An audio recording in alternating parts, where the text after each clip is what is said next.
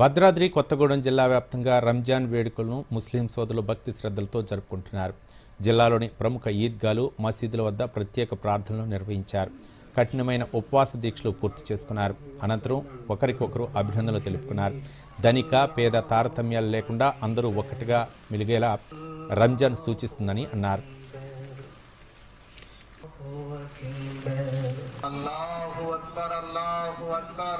ربنا أكرم لنا نورا لنا وترحمنا لنكون حسن عبادتك خير الرازقين. الله أكبر, الله أكبر. لا إله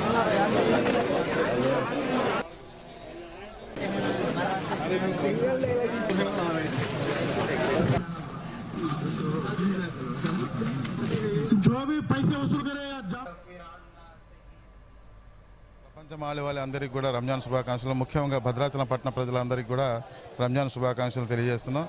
మరి గత నెల రోజుల నుంచి ముస్లిం సోదరులందరూ కూడా సోదరిమణులు కటిక ఉపవాసాలు ఉండి ఈ మాసాన్ని ఈ రోజుతో ముగించడం జరిగింది. ముఖ్యంగా రంజాన్ అనే మాసం ఖురాన్ అవతరించిన మాసం. ఇది ప్రపంచం మొత్తం కూడా ఈ రంజాన్ పండుగని ఘనంగా జరుపుకుంటాం. ముఖ్యంగా ఉపవాసాలు అనేది పేద ధనిక తేడా తెలియడం కోసం ఎన్ని కోట్లున్నా ఎన్ని ఉన్నా కూడా మరి ఆకలి బాధ తలాలని దాదాపుగా 14 గంటలు పచ్చి మంచినీళ్ళు కూడా ముట్టుకోకుండా ప్రార్థన చేస్తాం. ముఖ్యంగా నమాజ్ తర్వాత జకాత్ కూడా 11 నెలలు సంపాదించిన దాంట్లో తప్పకుండా 2.5 మరి దానికి రేషాగా తీసి పేద ప్రజలకి పంచాలి.